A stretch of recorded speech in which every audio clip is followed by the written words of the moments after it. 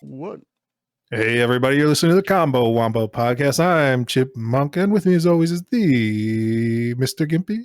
Good morning, good morning. What's up, Chip? Good morning. Chainsaw Lollipop returns, dude.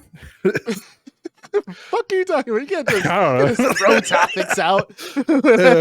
I was throwing, see what sticks to the wind, bro. I'm just throwing things out there. It's all right, man. It's all right. I'm throwing shit into the wind and seeing what stinks, dude. Speaking of, I believe Atlus published games.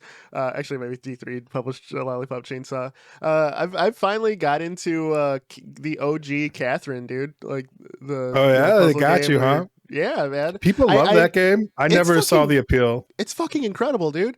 No, it's literally fucking incredible. So I'm playing it now because I finally had enough interest to go, okay, what's going on with this? Yeah. And I looked at the difference between Full Body and Catherine Original, and the general consensus is play the original. Because Full Body changes some stuff about the story that makes the protagonist less likable and some of the stuff less clear.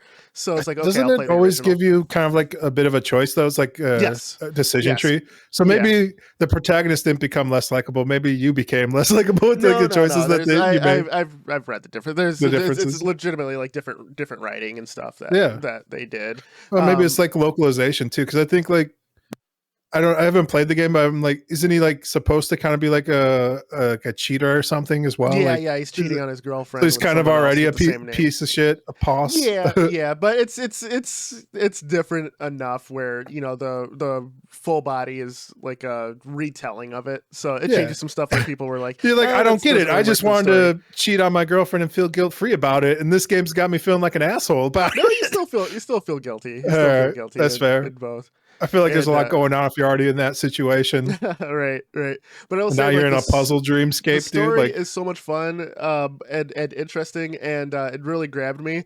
But seriously, dude, the puzzle gameplay, second to none. I'm glad I'm playing it now because I can truly appreciate it. Because if I played it on release, I wouldn't have appreciated it and probably wouldn't have finished it, even if I liked the story. But now I can, I don't know what's different, but now I'm it's probably just have a bit more patience, dude. I remember on release, people when I saw reviewers playing it, they're this game is fun, but it's not for everyone. It was more of a mature game too. You need to be in a certain mind space, or either younger or older, where you can more relate to the story. Whereas if you're in the middle of life, you're I don't have time for this shit. That's where I'm still at, bro. I have my youthful vigor. It never runs out. I got you, but yeah, dude. There's a multiplayer mode as well. That's one of the craziest things is it was an Evo side game as well. Yeah. It's been pro in there. People. So Full Body, actually, if you're into the multiplayer, is where you play the multiplayer. Did Nintendo buy up Evo? No. Are you sure? Yeah, no, it's not Nintendo, because otherwise Smash Brothers would have been there. It was PlayStation. What's it? Sony. Sony. Because they also just bought a website. Sony did. The stream Pokimane owns Evo. She owns a good big chunk of it, so she's kind of running things. So good for her, man. She's out there doing business things. Yep. She's really smart, really good business person. It's nuts. She's out there. Yeah. She's spreading like Hydra, dude. Yep. Shout out to Pokimane. Shout out. Heck yeah, dude. Yeah, Sony was talking about actually getting into more competitive gaming scape with their PlayStation Now and stuff, where they're kind of positioning themselves for that, where they've been buying stakes in websites that hold tournaments and stuff, or keep the records for Evo. And then I think they bought up a piece of Evo as well, or an Evo type of thing. There's a couple of them, yeah. I mean, I know a lot about it, but I don't want to derail the pod with just Evo talk. It's been discussed to death, but yeah. So Catherine, and now when I'm on chapter 5 of the game. There's 8 chapters in the story, and then you can do like the trials and stuff. Once I'm done with it, I'm actually going to be a little disappointed because there's no other game like it, I'd like more. That's what Atlus does. They just make these one-off weird-ass games. It feels like they're kind of getting the Dark Souls treatment, where people are going back to their gameography and they're like, what the fuck have these people been up to? Well, that's how Persona lived, right? They Yeah, so I mean, they were basically, you know, Pokemon before Pokemon. They're like the Shin Megami Tensei series, yeah, where it's like it started with like the first game was it's all based on a book series where a dude wants to curse his classroom, so he writes a curse computer program, and that summons a devil, and then like a devil comes out of the computer and like brings about the apocalypse, and that starts like the kind of series. So it's all based on like a popular like Japanese book series, and then in one of them, like somebody like lets off a nuke, like a nuclear winter starts, and like devils come out from like that, you know, nuclear winter, and so people are like making deals with them, the Faustian bargains with these devils to help them fight other people. Like it's a weird twisted series. But then they got like the kid treatment where they made like a Game Boy style series where like you play as a little Devil Survivor, right? Is that the one? Yeah. I've played Devil Survivor and actually really enjoyed it. That's my only experience with the Persona series. My brother-in-law, shout out Sir Saul, has played everything related to that game. You know, like I'm talking the PS1 shit and like that was kind of my first introduction. I got like the Shin Megami, which was like kind of deep already in it, but it was like one of the first ones that was like actually translated and brought over to the US. That's the other thing that's happened is like a lot of fan translations have come out and stuff for like some of these other games. I don't know, like Odin Sphere, they made Odin Sphere. I remember my buddy playing that back in the day. But I was like, this is a weird ass, it is kind of like a throwback to like Secret of Mana. It's weird. It's weird seeing people come back and like look at all these old games and they're like, oh, this is like a hidden gem. I was like, it was an okay game at the time, bro. No, come on. You know, the further we get from I don't want to say true creativity, but it really is, right? The further we get from like these cookie cutter releases where everything's like a military shooter or you know, just like pure action game with a grizzled or chasing hero. Like whatever Tedpool is, whatever's popular. Going back to something like for me, Catherine, or like my kids recently, I showed them Katamari Damacy, and they're loving it, dude. Like that's classic, dude. They came out with a few more of those. I think they did. But you know, is that a first party game? Is that Sony? No, it's a third-party game. It's on every. It's way too creative for Sony to come up with it. Maybe they bought up the studio. Right? No. It's but you know, my point being, it's a unique, creative game that we really don't get much of anymore. I like everything right now is like a battle royale or some shit. Chasing that Fortnite money, dude. Yes, sir. Everything's like a mobile game or like you know, your League of Legends clones. Yeah, dude. There's this. No, give me. You know what, give me 1 sec here. I got the. All right. What? Begun the Clone Wars have, my friend. Like, yeah, everyone's chasing that the golden goose that lays the eggs, man. Instead of, you know, going back to the bucket of creativity, they're like, what's everybody else doing that's already making money? Let me do that, which is, you know, fair enough. But I mean, we see this right now, like Ubisoft. You were telling me before the pod that they canceled Splinter Cell. Yeah, they canceled VR? All of their upcoming VR titles. They pushed back the next Assassin's Creed to a year from now, which I believe is actually I think that's going to hit closer to 2024 than it is 2022 to 2023. So their whole shit's fucked at the moment. They blame COVID and stuff, and they blame like things not selling as well, but they're making trash recently, right? They're just putting out fucking turds, man. Do you think it's because their team's so big? Because like compared to like other studios, they got like 20,000 employees around the world, I think, is what I saw. So from the top down, I believe that the mandate of their shitty monetization practices, their shitty make everything as monetizable games as a service. Possible. Games as a service, everything's like loot that. Boxes. And I think that and Ubisoft, like each seasonal releases every year. Yes, seasonal releases, and every game after, like, let's say Far Cry 3 with Ubisoft has been terrible. Like restructuring the Ghost Recon franchise, which is another thing that they canceled, Ghost Recon Frontlines. Do they own the license for that, like Tom Clancy? Yeah, stuff? They still own the Tom Clancy gaming license. I think they own it in perpetuity as well. So as long as they keep making games, is that why they have to come up with a shitty game every year? Is it every year? Everyone's like, why is this not what I want? It's like, because we just want the license. And like, this is like a Fantastic Four situation where they put out like a bootleg movie. Right, exactly. So yeah, outside of, let's say, really like what, Rainbow Six Siege was just like their only thing that's people consider I read the headline for this a little bit ago. Okay. So the Ghost Recon Frontline was a battle royale game. So it's like, I don't know. It's like, again, it's chasing like the golden goose, man. It's ridiculous. Yep. Ubisoft, nobody wants a no battle royale. makes things that are original, dude. And like, we had like Rayman Legends, and then they're all like, "Hey, remember Rayman?" I'm like, "Oh my god, yes, I remember Rayman. I loved it." Oh. And then Rabbids came out, so then they're doing shit with the Rabbids. You can sell Rabbids to kids, dude. Right. You can make beanies, toys. Okay, you know what? I can't. That's right. I can't say that they're doing nothing but trash, because there's a new Mario and Rabbids game coming. Which actually, that game was actually a really good strategy game, but I think I owe that more to Nintendo than Ubisoft. You know what I mean? Yeah.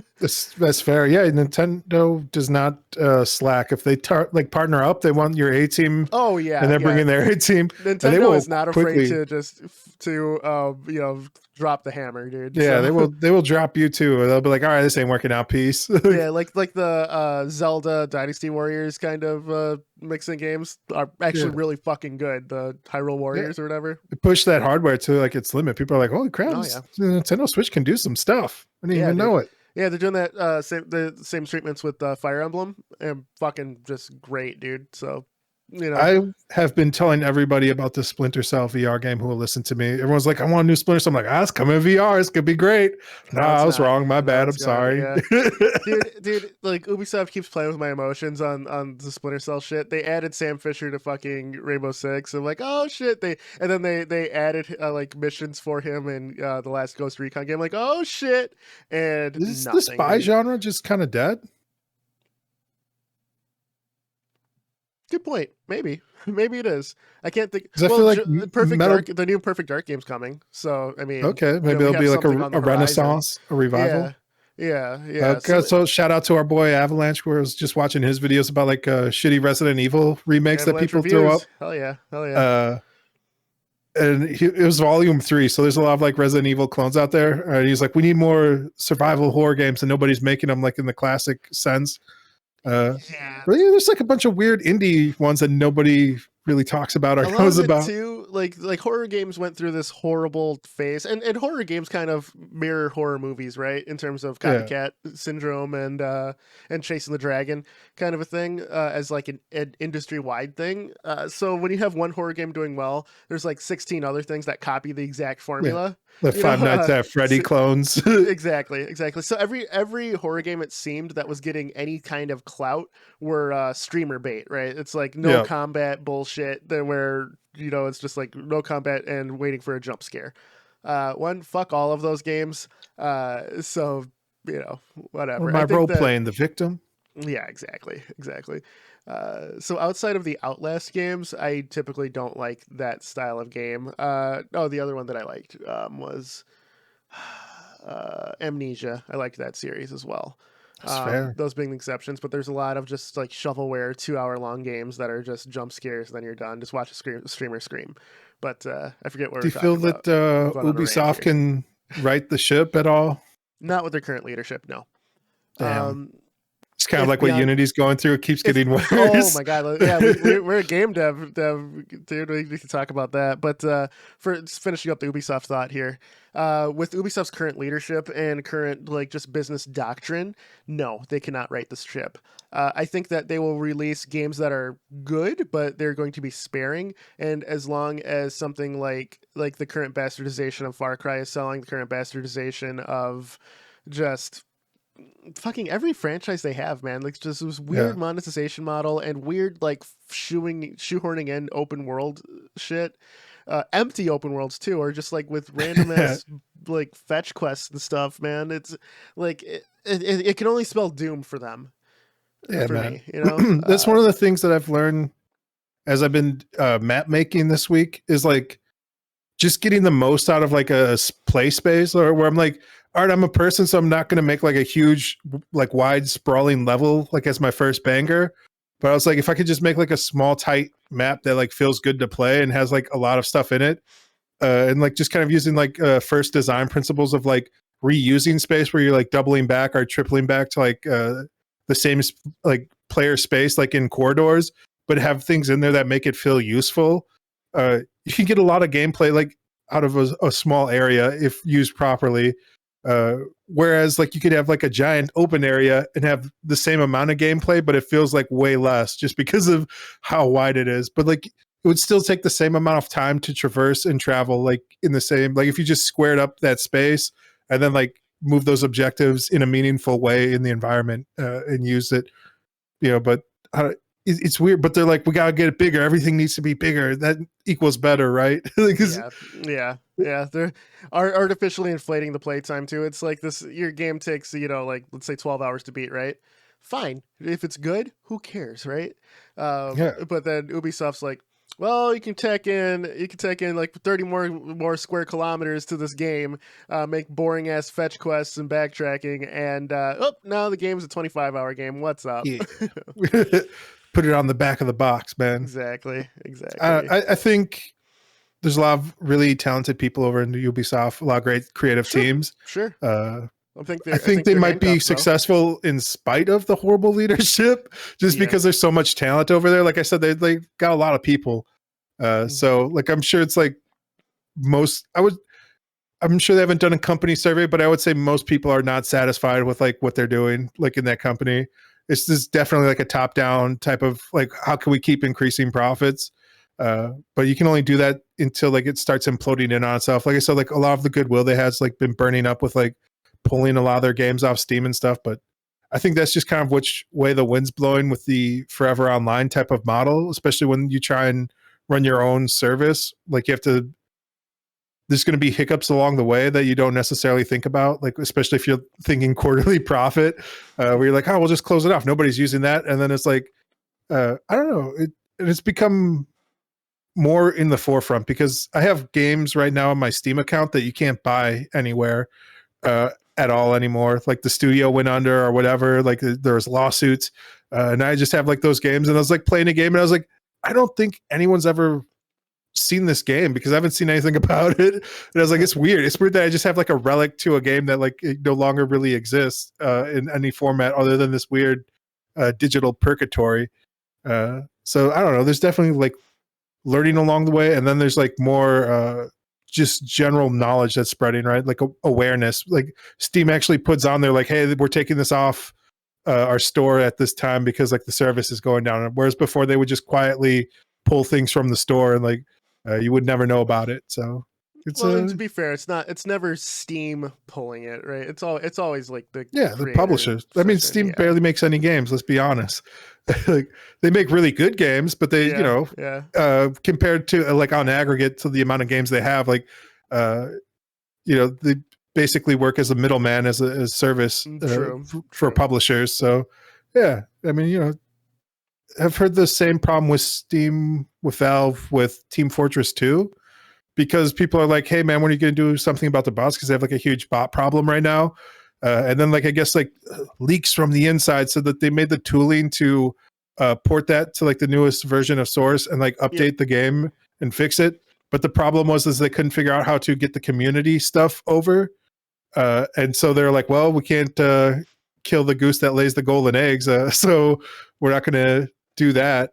So I don't know. It's a weird problem, right? To like try and update half the game and then like kill a bunch of content for your game. You're like, ever since the Manco update, dude, Team Fortress 2 has been dead in my eyes, man. It's dead to me. I've never played it. You missed the golden time, dude. Yeah, it seemed too cartoony for me. I don't know. That's actually what I enjoyed about it when on release, right? Because nothing else was doing that. So it's just weird because I played Overwatch. Right. It took me a long time to get into Overwatch too. I think Fortnite was like the band-aid where I'm like, all right, maybe these can be fun and cartoony and weird. I'd say Team Fortress's like charm and humor really did a lot for me. Also, I loved TFC, like Team Fortress Classic. Like my sister and I, countless hours just playing that. My sister loved playing Engineer. I played whatever, but my sister would just set up a bunch of turrets and stuff, or like set like cutoff turrets in the middle of the map, and while I was a scout, just running to grab the flag and shit. Man, it's like It's like one of the last games that you can play right now, whereas capture the flag is a main game mode. So that's that. I made a capture the flag map the other day, dude. Hell yeah. So yeah, man. Before so you said you wanted to. What were we talking about? So after Ubisoft, there's another topic you're bringing up, and we just kind of kept going. I don't think Unity, the Unity guy, talking shit. So as a game dev channel, we have to touch on this because Chip famously here uses Unity, even though I don't think you've used Unity in months now because you've been switching it the other day. Like, oh really? I've been trying out. I've been dabbling with other game engines. I'm thinking of switching to Unreal, just because they have good plugins. I like the Unreal 5 just seems like magic, right? At least from all the tech demos I've seen with like their Nanite and Lumens. And I've been, like I said, I've been gray boxing out levels to just like get like play, but they have like a Quixel bridge that lets me just take in like these free high def like photo scan models and throw them in. And apparently they work their wizardry where it just runs, it just works. So I don't know. And then I've heard like other things where it doesn't work. The big hiccup for me has been like it doesn't support VR at all. So that's kind of like kills it, where it's like, oh, this magical stuff doesn't really work when I want to be fully immersed in the Matrix. But right. So yeah, I've been looking more and more at it. It's tooling and everything else where I'm like, where can I just buy like a quick game template to like, because I don't really want to make any game at this point. I just kind of want to make like levels and experiences, as corny as that sounds, where I'm like, I just kind of want to explore spaces that I make. I basically want to play Minecraft without playing Minecraft, or play with Legos without playing with Legos. So yeah, I've been looking more and more at Unreal 5, but currently I'm still in Unity, and I was just there the other day messing around. So okay. So the CEO of Unity was the former CEO of EA, I believe. Said if game developers are not focusing on monetization, they're fucking idiots. That's fair, man. So I spoke him as a true CEO. Gotta look at the bottom dollar. Right. When you look at the previous companies he's worked at, like, yeah, I could see this dickhead saying it, right? That makes sense. But I think that flies in the face of what this industry is. Like, this guy's purely like profit driven, right? And he looks at it as just he looks at it and he thinks everyone else should look at it as a pure money making endeavor, right? But I think I think you have an appreciation for the capitalism portion of it, but I think for the most part you and I look at it as an art form where, like everything you've released so far has been free, right? Yeah, like putting stuff out there for people to enjoy. Like, I want to make games for the younger version of me who didn't have a lot of money, who would like pirate stuff, who would like, like in the games I did play, I played the hell out of type of thing. So I'd like to have like fun, small, like replayable like experiences, as dumb as that sounds. But like, yeah, I'm just putting out like free stuff for like a past version of me that would appreciate it, like when you'd be on Newgrounds or whatever, and you'd be like, what is this? Let me try this. Like, this is somebody's weird ass vision of like, whatever. I'm going to try this out. Yeah. So yeah, I enjoy that. I enjoy like the novelty of like different types of game experiences. Maybe I'm weirdly uniquely positioned as somebody who has used Unity to maybe touch on more of what this, business-driven CEO was talking about. So Unity has always had ads in there. It's called Unity Ads that you can plug in to your mobile experience. And from the other independent developers I've seen for their YouTube channels, like, they'll be like, how much money did my game make? You can run like side-by-side comparisons. So like Google has theirs for like the Play Store. There's other like third-party like ads that you can put into, like, it's usually like an APK or whatever. It's a quick plugin, right? Yeah, it's like a plugin that you can like. It just brings up a screen and be like, "Oh, do you want to continue? Maybe watch an ad," or like it's all the horrible pop-up stuff that the race to the bottom has created on the App Store. So like I've seen like side-by-side comparisons to people who are like, "This is how much Google Ads has paid me. This is how much Unity Ads has paid me," and it is like 50% difference as far as like monetization. So it's like, or if I run, and it's not like it's, and these are indie games, so it's not like huge dollar amounts, but it's not a lot, but it's a lot.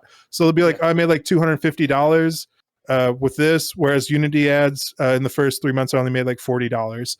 You know, so they've been lagging behind their competitors as far as like ad space goes for their mobile developers and for a long time. And I think they're just trying to make their ads be more appealing to developers who choose to go that route, because they haven't been competitive in at least 3 years in that space. You'd almost be like foolish or not know any better, like literally, to like use the current Unity ad system that they have. So I think it's an okay acquisition as far as that goes. If like it's going to help developers make more money for people who, you know, choose to, if it makes them more competitive, but they probably shouldn't be in the ad space at all, right? I think that the problem is not what not the underlying of what he said, it's how he said it, you know? Yeah. And we know how internet culture is, or just, you know, I'd say if this was in print media, it would be the same, right? It's just how the wider zeitgeist is with someone like kind of aggressively stating something that's not popular, right? And the guy jumped in and pulled back his comments, but he meant what he said, right? Yeah. Like, I feel if you're out in the open and you're on a public platform and you make a bold statement like that, you fucking mean exactly what you said. You can't walk that back. Right, that's your true feeling at this point, and you're just doing a PR shuffle at that. I would say, you know, he's fair to think that, but I would also say like their ads program has been incredibly bad and horrible for developers for a long time. And if you just like want to support like the home team or whatever, because like they do offer Unity for free, like up until a certain dollar amount. So it's like if you're already like, and you're like, hey, I kind of want to support these guys who've been, you know, giving me the tools to make something. You've just been, you know, losing your shirt type of thing. Like, so if you're not quite to like the AA studio level where you can like, you know, buy a pro license for your team, and you're like, maybe I could just throw ads in there and this could help these guys out because I've gotten so much for free and it'll help them make a better tool. Apparently not, you know, like they've been doing weird acquisitions, but I don't know, like ads probably shouldn't be in the engine at all, but they are, and them trying to improve it makes sense. It makes sense for everybody involved. It helps out like smaller developers. It helps out bigger developers. You know, it helps you make more money on your game. So I don't know. It's kind of a people need money to live type of thing. I don't think you're an idiot necessarily if you put out games for free or you choose not to add monetization. There's a lot of reasons not to do it. There's plenty of reasons to do it. So it's the world we live in, especially with like race to the bottom mobile games, and Unity is really good at making mobile games. Like this one of the if you're like doing like a spreadsheet of like what Unreal does better and what Unity does better, people would say like 2D and like mobile games, but that's quickly changing because like Unreal's been more focused on mobile in recent years, but they didn't necessarily have the tooling in the back end to help facilitate that. It's like a one-click type of thing for Unity, where is rapid development, right? That's the difference. Yeah, and do like blueprints or like C++, whereas like Unity's like, whatever, man, just throw scripts wherever, like it's all held together by glue and duct tapes, which is a good thing and a bad thing. It's why so many horrible games are made with Unity, where like people are like, this crashes, this breaks, game looks like trash, just because anyone can make a game, but also anyone can make a game. Like, right, you know? Right. True. Yeah, so I don't know, like the CEO being a businessman, saying dumb business things is Yep. There's a reason he's a CEO and not a fucking PR guy, right? I mean, it's disingenuous to attack the developers when it's been their problem this whole time, right? Where it's like, oh, you guys are dumb for not trying to make money. It's like, well, you guys kind of suck for not having a good ad platform for developers for a long time. You know what I'm saying? Deal with it. That's what I'm saying.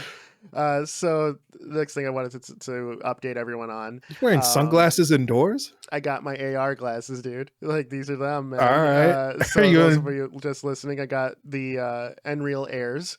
They got to me on Wednesday, I believe. Oh, that's fast, man. Of this week. Yeah. I thought end of the month, but 4 days. Did you say did they come from like overseas? Yeah, it came from Japan. Yeah. So the land of the rising sun. And I gotta say, a fantastic purchase, dude. Um, you activate them on a mobile device. Like, if you have like a Samsung phone, you can actually use it to pin shit on, like, in the real world. Like, I use it as like a, like I had my wife use it the other day because she's like, hey, let's make something, let's make something different, right? Instead of like the same old dinner. I was like, okay, cool. We could use these glasses to actually do something that's designed to do. So we found a recipe online, right? Pinned it to above the stove, like, above pots and shit. So you're like wearing the glasses, moving around and shit, and then there's your recipe, so you don't forget anything, dude. So, pretty incredible in that sense. But also, do they have speakers built in? They have speakers built in, yeah. So speakers, and I don't know how well the camera will take it, but they're on the bottom of the rims here, and this is what they look like on the inside. So there's like little glass there for where the screen is, and it's a 120-inch screen on your eyeballs. That's huge.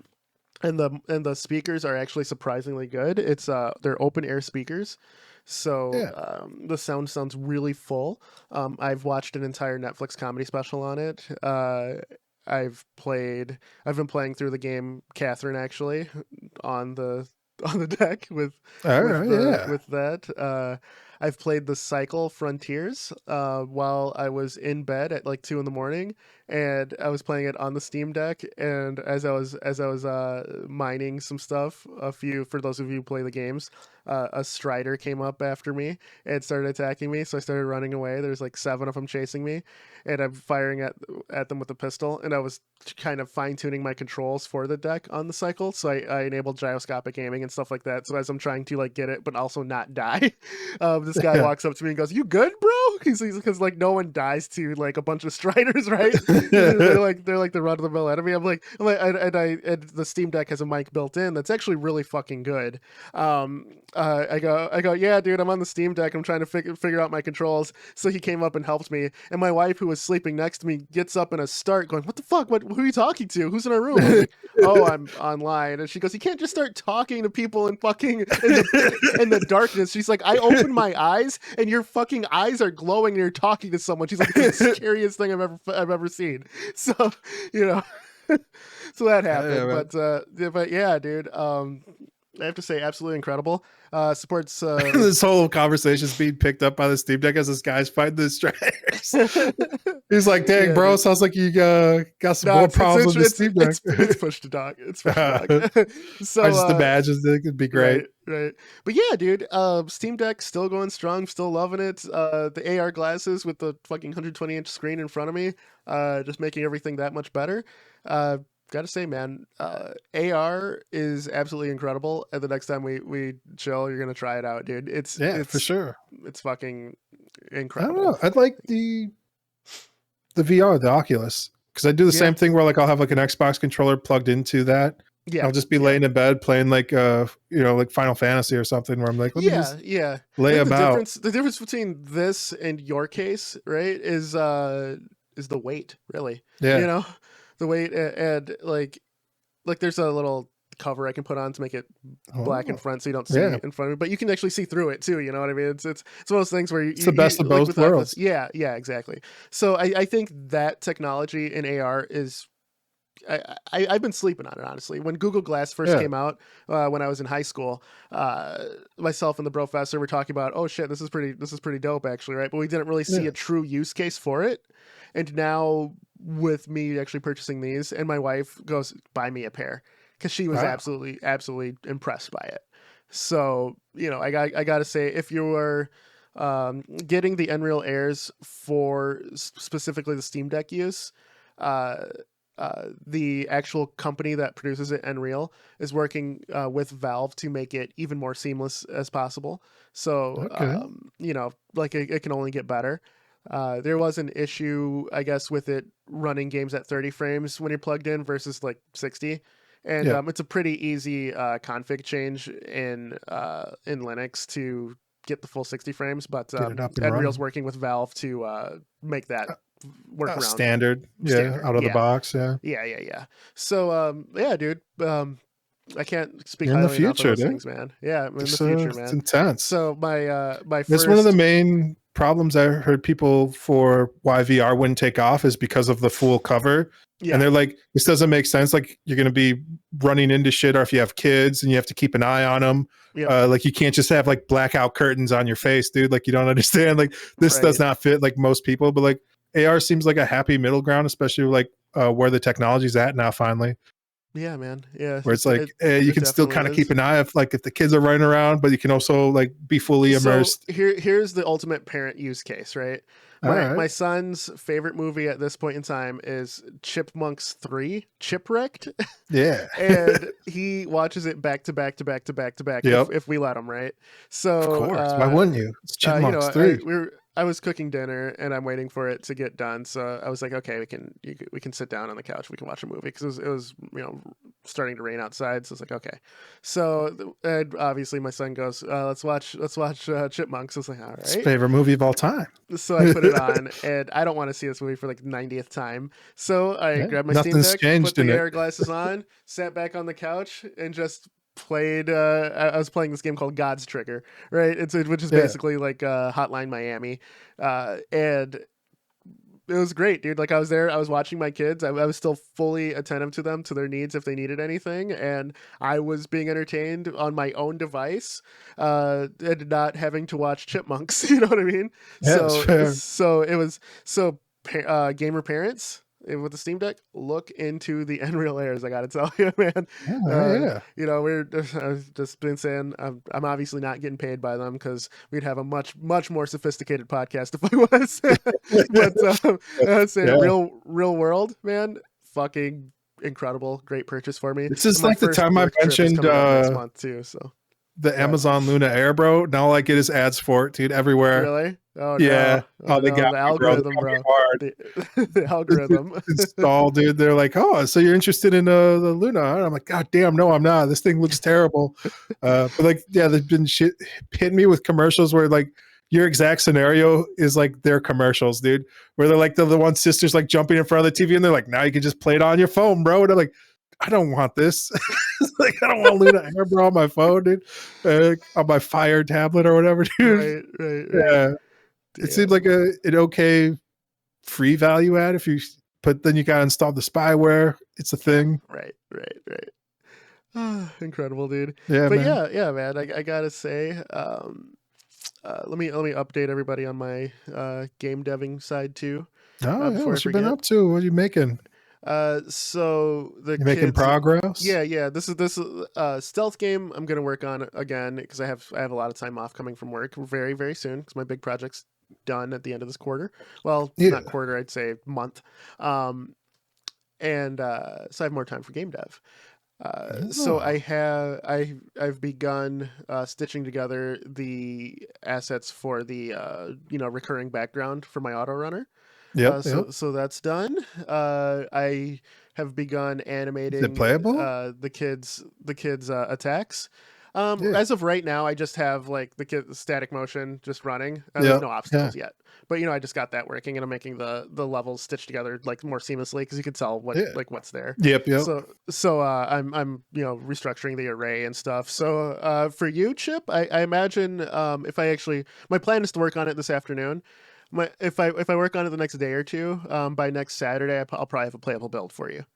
There you go, man. To get it done. If I get as much time working on it as possible. Are we going to be in the game? My son and we could be. The combo Wombo could be there as unlockable characters. That'd be dope, right? Unlockable characters, right? But since I'm making the game for my kids and it's not like a big project or anything, I'm letting them pick the music.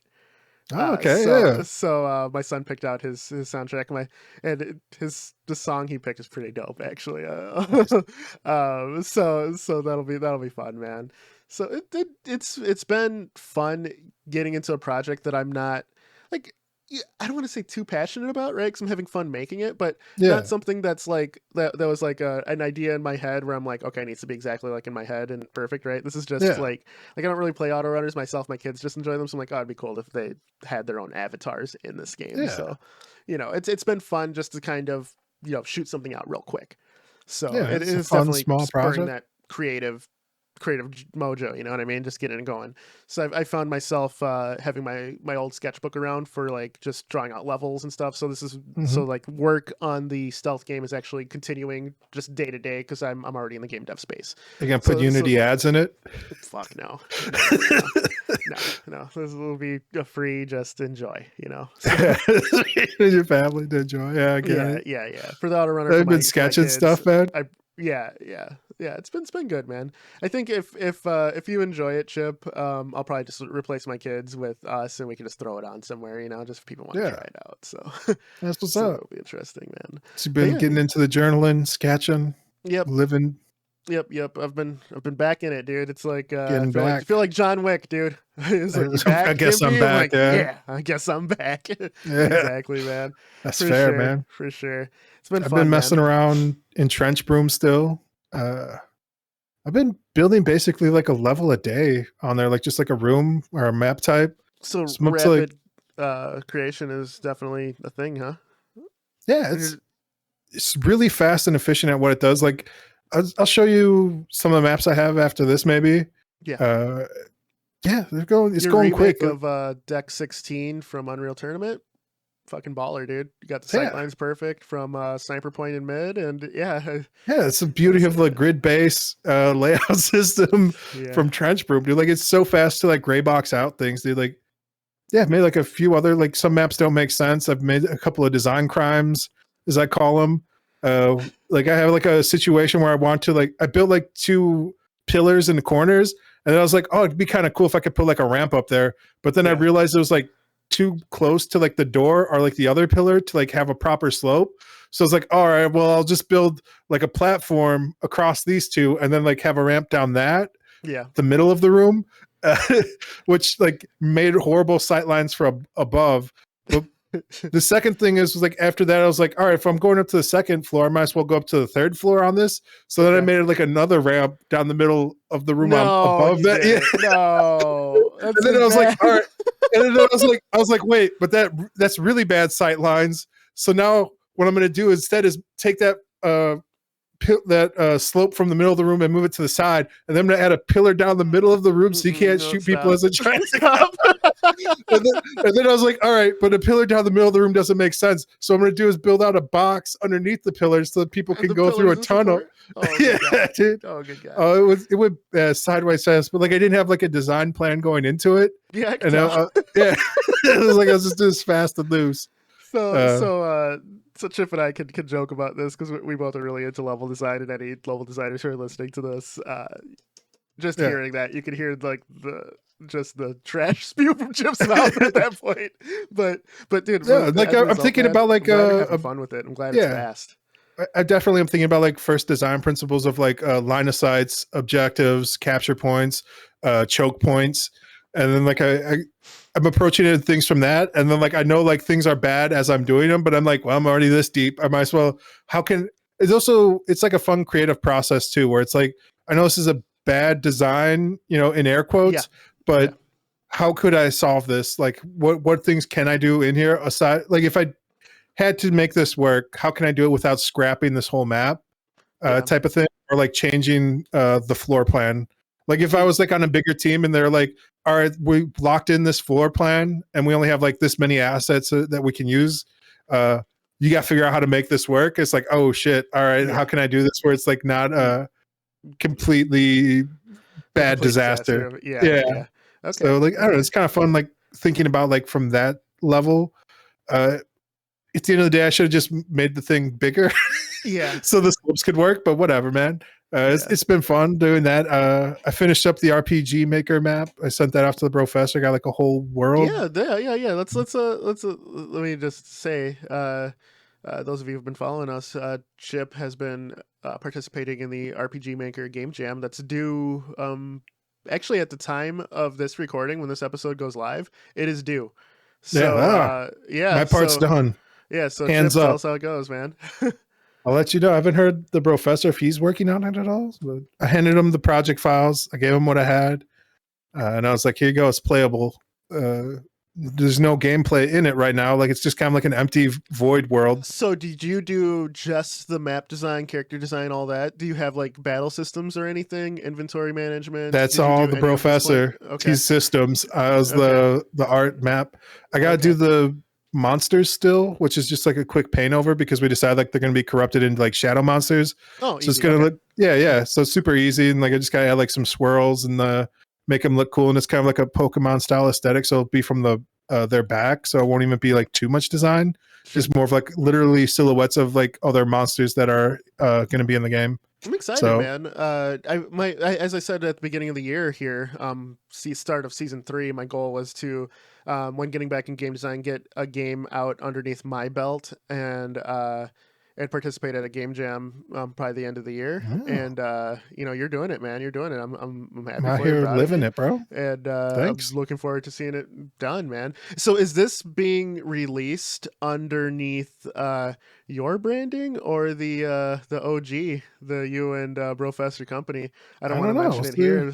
We'll see what the professor wants to do. Okay. We'll see if he even finishes. The LLC jump out, man. So, yeah. We'll see if the professor even finishes his part. He's been playing a lot of Valheim. I see him on. I've been playing with him last night, man. Yeah, we both were in Valheim in VR doing this. Just waving at each other. Yeah, Is the guy plug-in for Valheim now? Do I need to get in there? Oh yeah. I'll share that with you in a little bit. Did I mention that at the top of pod, or were we just talking about that? Do you remember? We just started talking about right now. Okay. So anyway, last night. So my wife's favorite game, like she has 500 to 600 hours in this game, Valheim, right? Especially the last update. So she's been grinding. She absolutely loves the aesthetic, loves the building, loves everything about it. For me, I get bored of it really quick. But I saw that there's a VR mod for it, and it works with everyone playing flat screen, and it gives me full 6 degrees of freedom. And like mining, I'm actually swinging my controller. You know what I mean? Yeah. So doing the fights, if I have a shield in my hand, I actually have to block, and to parry, you swing your shield as they're attacking, right? So you actually have to parry and fucking attack. So I was like, okay, I'm in it. So I got the VR mod for Valheim, and like I'd say probably about a 45-minute learning curve for me because I was using the Vive controllers. Very intuitive. Shout out to the modders who made it. It's only a 6 meg download. Nice. Plus the like plugin injector for the Unity store, the BHAP or something like that, which is a 14 megabyte install. All you do is like click and drag copy some folders over and edit an ini file. For like the Vive, I don't think you have to actually edit the ini file for any other thing. And turn off some quality of life or like the SSAO, Bloom, and everything just to make it run better. And absolutely incredible experience, dude. Nice. And people who are not in VR can install the mod as well to see my hands and shit, and to see my animations. Yeah. So dude, I gotta say, man, Valheim is much more impressive in VR. You have a whole new appreciation for how big the world is. And I fought a troll, and the trolls are towering above me. Yeah, dude. It was legitimately fucking terrifying. You're like, just slashing away. Yeah, dude. It was great. The Death Skeetos are like these one-hit kill like glass cannons. And they wrecked me, dude. And hearing a Death Skeeto around you in VR, I'm like looking around, and then I see it like diving at me, so I roll. And the rolling isn't vomit inducing. It's just like you see it as like a dash, like your character will crouch and then dash forward, so it doesn't like make you throw up in VR. But I rolled away from one, and I'm like, oh god, and like the Death Skeeto killed me, and it was a good time, man. I gotta say. If you don't have your VR legs, my wife does not have her VR legs. She was getting nauseated from playing it. For me, dude, I was in a whole new world. Cue that Aladdin song. Don't sue us, Disney. I'm like a whole new world. So it's in Valheim, man. Absolutely incredible. Just laying out.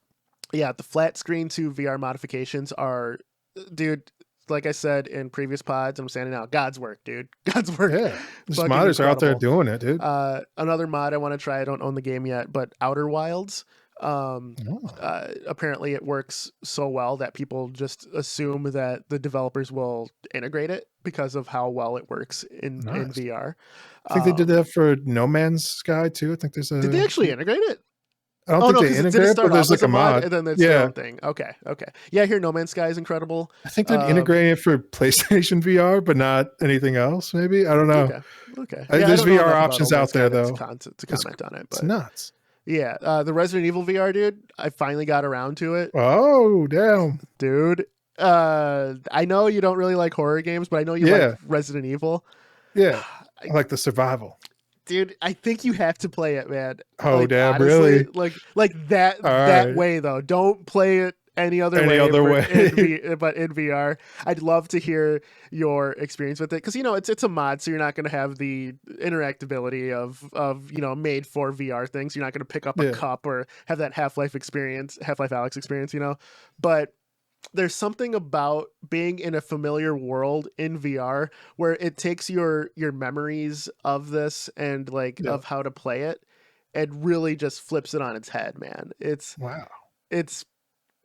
incredible, man. I definitely have that feeling when I'm done with like a VR game, where it feels almost like when you wake up from a dream and like you're trying to like remember like the dream a little bit. Like VR memories feel more like dream style memories, where it's like it's not real, but it definitely has like felt real, right? It has like that weird, your mind's eye will make it real. That dreamscape almost is the closest thing I can explain it to people who haven't had that experience yet. Especially the VR games that I don't want to say that get movement, right? Because you're limited by real life, right? You can't like walk in these worlds, but there's room scale stuff to it. But you're still limited by your own surroundings. But I'll say like Echo, like Lone Echo, that game where you're moving just by like grabbing things because you're in 0G and you're just like propelling yourself through like motion and stuff. That game, dude, when I got out of that, I was just like, wow, it's just one of those things where you just need a second, man, to re-get your land legs. I know exactly what you're talking about. Like, I gotta need a moment to get my land legs back here. Dude, it's reorient myself. I Did don't you pick up anything on the Steam VR? Sale. Yeah, one game. I'm actually buying it right after this pod is over. Compound. It's a roguelike VR retro style shooter that actually uses full 6 degrees of freedom movement, and like almost everything's interactable. So I've heard good things. It's actually out of early access. It's not actually on sale. I'll have to look through the sale to see if there's anything there, but it just came out of early access. And there wasn't a ton on the sale. Like I looked through, it was just more to bring, I think, general awareness to VR. Yeah, which is it was like a celebration of it. Yeah, definitely. It was all right. Yeah, dude. So, any final thoughts on anything, man? Just, I think we kind of ran the gamut of covering the tops Talked today. about what was going on out there this week. Yeah, that's it, man. I hope to see this game that you're working on at some point. Yeah, I'm excited to show you, man. I just don't want to show it at this point, and I think you understand that. Just I don't want to say it's rough, but it's just not as it looks like I could have done more. You know what I mean? It's just like, I'm making a game, but I think that's all. I feel like most games, like we've always said, like the last 10% takes as much work as the last 90. Yes. Like just gray boxing out and like making things work is like the majority of the work, but then making things look nice or presentable is like the last. Yeah. So right this now, is all developer placeholder like I said, stuff. I have the animations done. So that part looks fine. It's just like, it's like I said, the levels are I'm just working on the stitching. It's stitching together, and that part's a little rough. So right now it just basically looks like a black screen and a character running. So I'm basically gonna you gotta trust me. There's things going on in the background that you can't see. Exactly. So once I have something tangible, you'll be the first to know, bro. All right. Sounds like a plan, man. All right, man. So this has been the Combo Wombo podcast. I'm Mr. Gimpy. Chipmunk. And we will see you guys next week. Like, share, subscribe, and take it easy, everybody. We out. Peace.